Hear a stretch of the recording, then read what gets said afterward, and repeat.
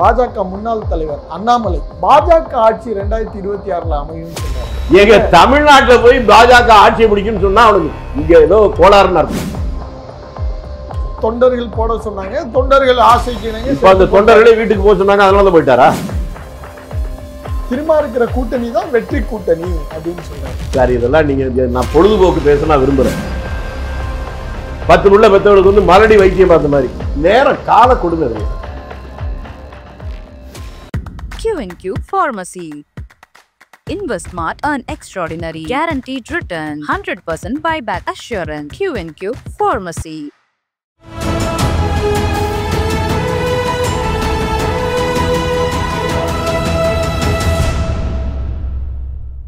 தமிழ் நிறம் நேயர்களுக்கு அன்பு வணக்கம். மீண்டும் உங்களை சந்திப்பதில் மிகுந்த மகிழ்ச்சி.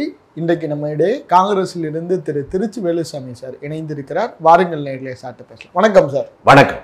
இப்போ இந்த கூட்டணி ஆட்சி அதை பற்றின பேச்சுகள் பெரிய அளவில் போயிட்டு இருக்கு தமிழகத்தில். ஏன்னா நீங்கள் அரசியல் களத்தில் நீண்ட நாள் பயணித்தவர். இந்த கூட்டணி ஆட்சி அதெல்லாம் ஒர்க் அவுட் ஆகுமா தமிழ்நாட்டில்? எதுவுமே சாத்தியம் அல்லது சாத்தியம் இல்லை எதுவும் சொல்ல முடியாது. எதுவும் நடக்கலாம். கூட்டணி ஆட்சி நடந்ததும் உண்டு, நடக்காம இருந்து உண்டு. தனி ஆட்சி இருந்து நல்லது நடந்திருக்கு, கெட்டது நடந்திருக்கு. அதே போல கூட்டணி ஆட்சி இருந்து நல்லது நடந்திருக்கு, கெட்டது நடந்திருக்கு.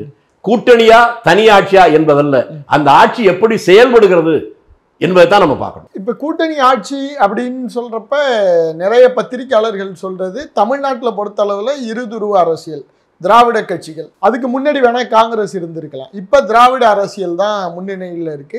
இவங்க என்ன முடிவு பண்றாங்களோ அதுதான் நடக்கும் அப்படின்னு சொல்றாங்க. பத்திரிகையாளர் எல்லாரும் மாநாடு போட்டு முதல்ல அரசியல் அடிப்படையை புரிஞ்சு சொல்லுங்க. ஒரே ஒரு கேள்வி கேட்குறோம், உங்க பத்திரிகையாளர்கிட்ட கேட்டு சொல்லுங்க.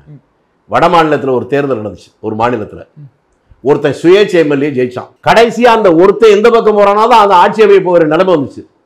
ஒரு கட்சி அவனே முதலமைச்சர் ஆகிடுச்சு. எந்த ஒரு சொல்லுங்க. சந்தர்ப்பமும் சூழ்நிலையும் தாங்க இது உருவாக்கும். நான் பெரிய பத்திரிகையாளர், சீனியர், பெரிய அறிவாளின்னு சொல்லிட்டு பைத்தியகாரத்தனமா வளர்றதில்ல. மக்களை பண்படுத்த, மக்களை சிந்திக்க தூண்டுகிற வகையில பேசினா அவங்களுக்கு நல்லது, ஊருக்கு நல்லது. இவங்க யாரையாவது திருப்திப்படுத்துறதுக்காக இதெல்லாம் பேசிட்டு இருக்காங்க. இப்ப தமிழ்நாட்டுக்கு இவங்க வந்தா நல்லது, இவங்க வந்தா நல்லது இல்ல அப்படி சொல்றவன நான் மதிப்பேன். இது ஒரு துருவ அரசியல் தான், இந்த 2 பேர் தான் அப்படின்னா மற்ற கட்சியெல்லாம் கலைக்க சொல்றாங்களா? அல்ல இந்த 2 கட்சி நல்லதுதான் பண்ணிருக்க சொல்றாங்களா? சொல்லுங்க சொல்லுங்க சார். நீங்க சொல்ற பத்திரிகைக்காரங்க இந்த 2 கட்சி ஆட்சியில் தான் தமிழ்நாடு முன்னேறி இருக்கு, அதுக்கு முன்னால காங்கிரஸ் ஆட்சியில் முன்னேற சொல்ல வரீங்களா? என்ன சொல்ல வர்றீங்க? நாட்டு மக்களுக்கு நன்மை தருகின்ற ஆட்சியை யார் தருகிறார்களோ அது வரணும் சொன்னாதான் அவங்க தான் அக்மார்க் முத்திரை பதித்த பத்திரிகையாளர்கள். அதை விட்டு இப்படி எல்லாம் பேசினா பத்திரிகையாளர் என்ற போர்வையில் இருக்கிற வியாபாரிகள். இல்ல, இப்ப காங்கிரஸை மக்கள் நிராகரிச்சுட்டாங்க. கடைசி தேர்தல் காமராஜரோட முடிஞ்சு. அதைத்தாங்க நான் திரும்பி திரும்பி சொல்றேன். நீங்க எங்க கேட்க மாட்டீங்க. ஒரே ஒருத்தன் ஜெயிச்சா முதல் மந்திரி வந்தாரு, நான் சொல்லிட்டேன். ஜனநாயகத்துடைய சிறப்பே அதுதானே. நான் உங்களை திரும்பி கேட்கட்டுமா? நிராகரிச்சுட்டாங்க. நீங்க இப்ப நீங்க திமுக சொல்லிட்டீங்க, இப்ப ஆட்சியில் இருக்கு. திமுக வெற்றியில உச்சகட்ட வெற்றி எப்ப சொல்லுங்க? 151 சீட்டோ 54 தெரியுதுங்க. 173 இடத்துல ஜெயிச்சது. அப்ப தலைவர் கருணாநிதி தான். அதே தலைவர், அதே தொண்டர்கள் உச்சகட்ட வெற்றி 173 ஜெயிச்சது. 97 எத்தனை ஜெயிச்சது? கலைஞரும் இன்னொருத்தர். புரியுதா? அதே தலைவர், அதே கட்சி தானே. 173க்கு 1க்கு என்ன இருக்கு?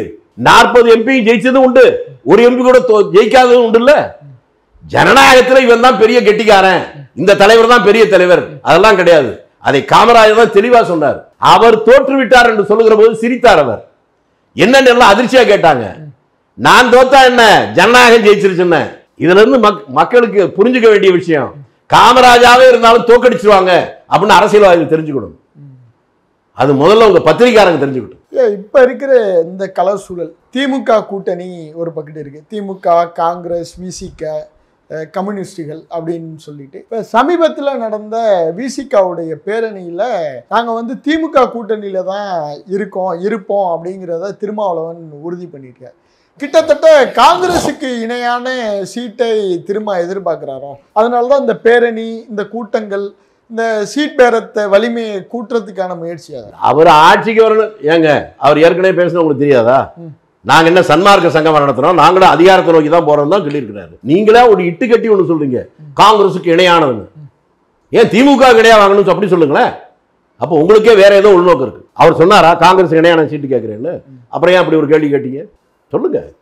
அதே இப்ப இந்த இந்த இதுல அவரு அந்த பேரணியில பேசக்குள்ள ஒண்ணு சொல்றாரு, திரும்ப இருக்கிற கூட்டணி தான் வெற்றி கூட்டணி அப்படின்னு சொல்றாரு. சார் இதெல்லாம் நீங்க நான் பொழுதுபோக்கு பேச நான் விரும்பல. நான் முன்னாலே சொன்னேன், திரும்பி கேட்கிறேன். அதே திருமாவளவன் சேர்ந்தா 14 கட்சி கூட்டணி வச்சாங்க, டெபாசிட்டா வாங்கினாங்களா? மக்கள் தான் சார் எஜமானர்கள் ஜனநாயகத்துல. நான் தான் பெரியவன், இந்த கட்சி தான் பெருசு, இது ஒண்ணுமே இல்ல, இந்த தலைவருக்கு ஆதரவே இல்ல, எதுவுமே கிடையாது. மக்கள் நினைத்தால் தெருவில் போறவன முதலமைச்சர் ஆக்குவாங்க, மக்கள் நினைத்தால் பெரிய சக்தியுடனோட கீழே தோக்கடிப்பாங்க. இதெல்லாம் கடந்த காலத்தில் நடந்த வரலாறு. அதை புரிந்து கொண்டு அவர்கள் பேசட்டும் அல்லது பேசலைன்னாலும் நம்மை போன்ற பொதுமக்கள் அதை புரிஞ்சுக்கிட்டு சிரிச்சுட்டு போக வேண்டியதுதான். ஓகே, 2026 இந்த தேர்தலுக்கான கூட்டணி இதெல்லாம் இப்படியே தொடருமா, இதுல மாற்றம் வர வாய்ப்பு? நான் முதல் மந்திரியா வரதுக்கு வாய்ப்பு இருக்குன்னு நினைக்கிறேன். எந்த தொகுதியிலயா? தொகுதியிலயா?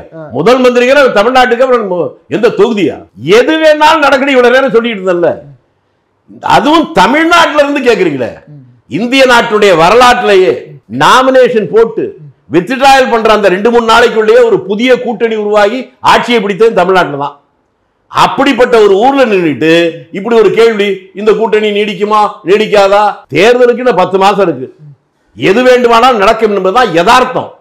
என்னுடைய ஆசையை கேட்டா சொல்லலாம், என்னுடைய விருப்பத்தை கேட்டா சொல்லலாம்.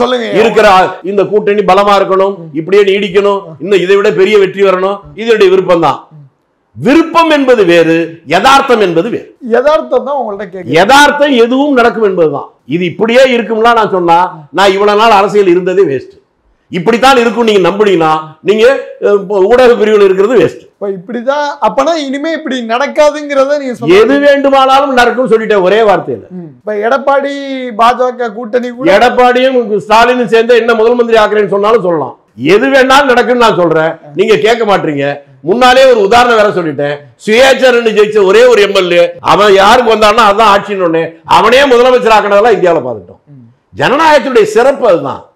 அதனால நம்முடைய விருப்பத்தை சொல்லலாம், தொண்டர்கள் உற்சாகப்படுவதற்கு நம்பிக்கையோடு இருப்பதற்கு பேசுவது என்பது வேறு.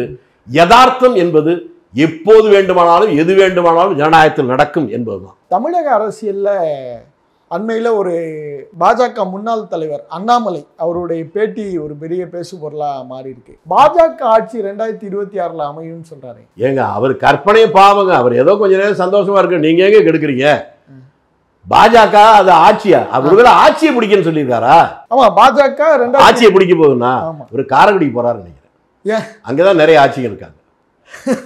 எங்க தமிழ்நாட்டில் போய் பாஜக ஆட்சியை பிடிக்குன்னு சொன்னா அவனுக்கு ஏதோ இங்க ஏதோ கோளாறுன்னு அர்த்தம். பார்த்து நல்ல டாக்டர் அனுப்பிச்சுங்க. அப்ப ஒரு கட்சியினுடைய முன்னாள் தலைவர் கிட்டத்தட்ட 18% கூட்டணி வாக்குகளை பெற்றிருக்க ஒரு ஆட்சியை பிடிக்குங்கிற ஒரு கான்பிடென்ட்ல சொல்றாருங்க. ஏங்க நான் என்ன சொல்றேன்னு புரிஞ்சுங்க. இவருக்கு அரசியலுக்கு முதல்ல என்ன சம்பந்தம்? அரசியலுக்கு வந்து எவ்வளவு நாள் ஆச்சு? ரொம்ப வருஷம் ஆயிடுச்சுங்க. எத்தனை வருஷம் ஆச்சு? ஒரு 4-5 வருஷம். 4. நான் முழுநேர அரசியலுக்கு 55 வருஷத்துக்கு முன்னாலே என் மேல கேஸ் இருக்கு. நான் முன்னாலே சொன்ன பாருங்க, 10 புள்ள பெற்றவர்களுக்கு வந்து மறுபடி வைத்தியம் பார்த்த மாதிரி இவங்கெல்லாம் சொல்லிட்டு தெரிஞ்சுக்க வேண்டிய நேரம் கால கொடுமை இதெல்லாம். இவர் வாண்டடா பேசுறாருங்க. இப்ப அண்ணாமலை வந்து பேசி இப்ப என்ன பாஜக வந்து ஆட்சிக்கு அழைச்சிட்டு போயிடுவாங்க, எதுக்காக அது மாதிரி? அதாவது என்கிட்ட இப்பதான் நேத்தாங்க சொல்லிட்டு இருந்தாங்க, தன்னை பத்தி மீடியாவில் பெருசா வர்றதுக்காக கோடி கோடியா அண்ணாமலை செலவு பண்றாருன்னு. அப்படியா? எனக்கு புரியல. எதுக்குங்க இவரை பத்தி எல்லாம் பேசி என்னங்க ஆக போகுது? அரசியல் என்பது வேறங்க. மக்களுக்கு பயன்படுகிற பிரச்சனையை பத்தி சொல்லுங்க, அது மகிழ்ச்சியா நம்ம பேசுவோம். இந்த மாதிரி பொழுதுபோக்கு எதையாவது பேசி மீடியாவில் வர்றதுக்கு 10 மீடியா சேனல் தானே இன்வெஸ்ட் பண்ணி அதை உருவாக்கி அதை பேட்டியா போட்டுக்கிட்டு இருக்கிறது, அதுக்கே நம்ம பேசிட்டு இருப்பானே. இவர்களால் மக்களுக்கு என்ன பிரயோஜனம்? காலில் செருப்பே போட மாட்டேனாரா? ஆமா, இப்ப போட்டிருக்காரா இல்லையா? இல்ல, ஒரு தொண்டர் வாங்கி கொடுத்தாருங்க, அதை போட்டிருக்காரு. ஏங்க அவர் தான் போட மாட்டேன்ட்டாருங்க. அவர் கொள்கையில உறுதியா இருக்க வேணாமா? அவரு பேச்சுக்கு நடவடிக்கையும் சம்பந்தமே இல்லை. ஐயா சொன்னாரு, தொண்டர்கள் போட சொன்னாங்க, தொண்டர்கள் ஆசைக்கு அந்த தொண்டர்களே வீட்டுக்கு போக சொன்னாங்க, அதனால போயிட்டாரா? போய் அடக்கமா இருக்க வேண்டியதானே? ஏன் போட்டாரு? வேற ஏதாவது பிரயோஜனமா மக்களுக்காக போராடுறவன் அவனை பத்தி பேசுவோம். இந்த மாதிரி பொழுதுபோக்கு வந்து பேசுறவனை பத்தி பேசி என்ன பயன்? வாய்ப்பு இருக்கும். நேரத்துக்கு நன்றி. நன்றி, வணக்கம். Q&Q Pharmacy. Services available: medicine, optical, diagnostics, audiology. Q&Q Pharmacy.